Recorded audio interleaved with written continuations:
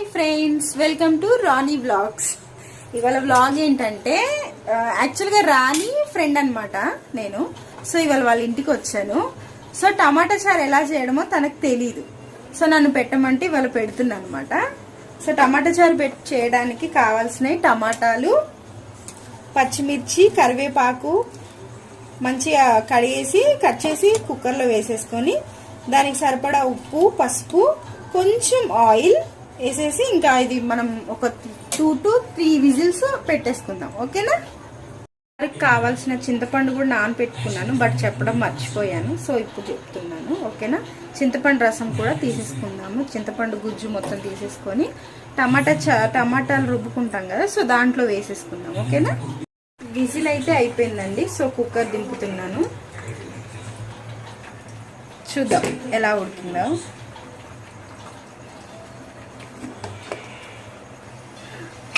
చూడండి, మంచిగా మెత్తగా ఉడికిపోయినాయి. టమాటాలు, పచ్చిమిర్చి బాగా ఉడికినాయి. ఇప్పుడు వీటిని మంచిగా మనము ఏమంటారు రుబ్బుకోవాలి. ఓకేనా?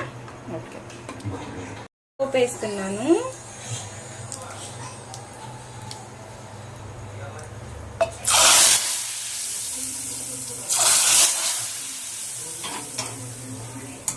రెడీ వేడి వేడి టమాటా చారు.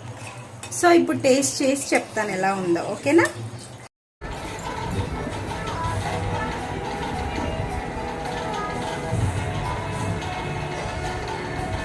చాలా బాగుంది, సూపర్గా ఉంది.